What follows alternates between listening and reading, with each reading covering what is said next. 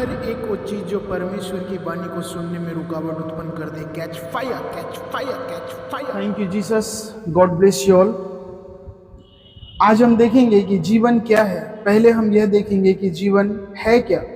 जीवन को जानने के लिए आवश्यक है कि हम यह जानें कि जीवन क्या है। यद्यपि इसकी व्याख्या करना कठिन है, इसे जानने के लिए प्रभु की दया की हमें वास्तव में आवश्यकता है। मात्र परमेश्वर का जीवन ही जीवन है। हालेलुया। जीवन है क्या, इसकी व्याख्या करते समय हमें एक बात के लिए स्पष्ट होना आवश्यक है। जीवन का वह प्रकार जो संपूर्ण सृष्टि की जीवन गिना जा सकता हो। पहला यूहन्ना अध्याय 5 वचन 12 कहता है, जिसके पास पुत्र है उसके पास जीवन है, और जिसके पास परमेश्वर का पुत्र नहीं उसके पास जीवन भी नहीं है। यूहन्ना रचित सुसमाचार अध्याय 3 और वचन 36 भी कहता है, जो पुत्र पर विश्वास करता है अनंत जीवन उसका है, परंतु जो पुत्र की नहीं मानता वह जीवन को नहीं देखेगा। पवित्र वचन के ये दो पद हमें बताते हैं कि यदि मनुष्य के पास परमेश्वर का जीवन नहीं है तो उसके पास जीवन भी नहीं है। यह हमें दिखाता है कि परमेश्वर की सृष्टि में मात्र उसका जीवन ही जीवन है। इसके परे कोई दूसरा जीवन जो कुछ भी है जीवन नहीं गिना जा सकता। अतः बाइबल में जब परमेश्वर के जीवन का उल्लेख आता है, इसका अभिप्राय एक अनूठे जीवन होता है। यूहन्ना रचित सुसमाचार अध्याय 1 वचन 4, अध्याय 10 वचन 10, अध्याय 11 वचन 25, अध्याय 14 और वचन 6। मात्र परमेश्वर का जीवन ही जीवन है और अन्य जीवनों को जीवन के रूप में नहीं गिना जाता, क्योंकि मात्र परमेश्वर का जीवन ही दिव्य और अनंत है। दिव्य का अर्थ है परमेश्वर में होना, परमेश्वर का स्वभाव रखना या अन्यों से अत्यंत ऊंचा और विशेष होना। मात्र परमेश्वर ही परमेश्वर में है, मात्र परमेश्वर में ही परमेश्वर का स्वभाव है, और मात्र परमेश्वर ही अत्य ऊंचा और विशेष है।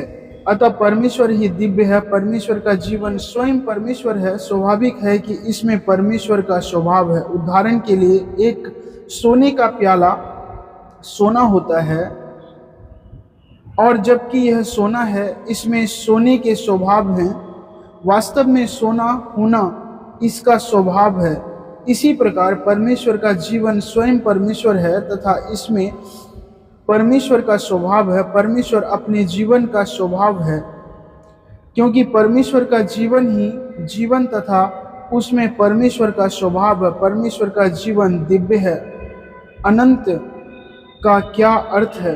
अनंत का अर्थ है जिसकी सृष्टि या निर्माण नहीं, बिना आरंभ या अंत के, सदैव अपने द्वारा ही अस्तित्व में रहने वाला, बिना परिवर्तित हुए अस्तित्व में रहने वाला। मात्र परमेश्वर ही निर्मित नहीं हुआ है, मात्र परमेश्वर ही अनादिकाल से अनंत काल तक। भजन की पुस्तक अध्याय 90 और वचन 2। अर्थात बिना आरंभ या अंत के वह मैं जो हूँ सो हूँ। निर्गमन अध्याय 3 वचन 14। भजन अध्याय 102 वचन 27। क्योंकि परमेश्वर स्वयं ऐसा है तो जीवन भी वैसा ही है जो कि स्वयं परमेश्वर है। परमेश्वर का जीवन जो कि स्वयं परमेश्वर है, निर्मित नहीं किया गया, बिना आरंभ या अंत के अनंत है। इसलिए पवित्र शास्त्र परमेश्वर के जीवन को अनंत जीवन कहता है। आमीन।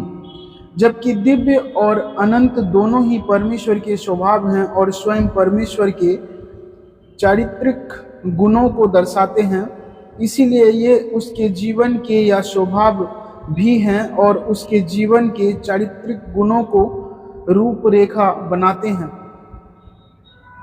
यद्यपि मात्र दिव्य होना ही परमेश्वर के जीवन का चारित्रिक गुण नहीं है, परंतु यह उसके जीवन के सार से भी अधिक कुछ है। जबकि अनंत होना परमेश्वर के जीवन का एकमात्र गुण है।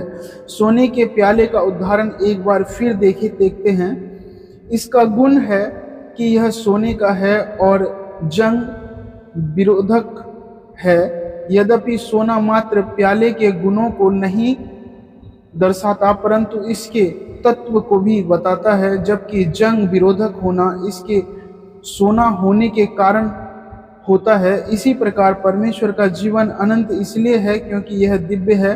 दिव्य होना यह नहीं दर्शाता कि यह परमेश्वर का गुण है, परंतु यह स्वयं परमेश्वर है।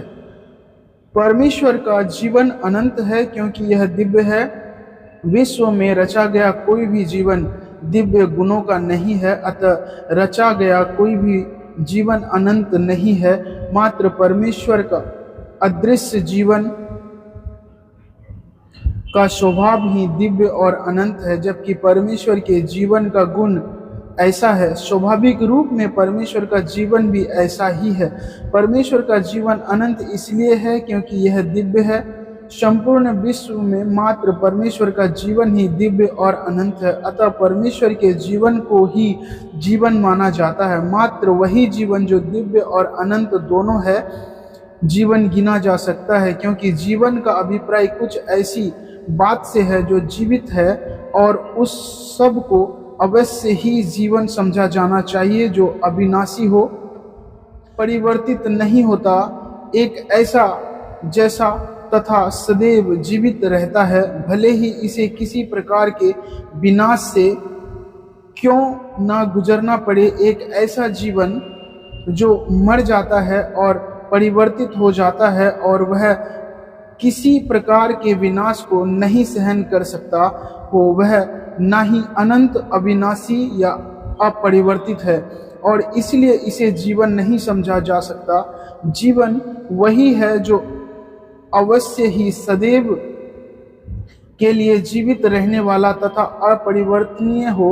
अनंत जीवन ही इस प्रकार का हो सकता है।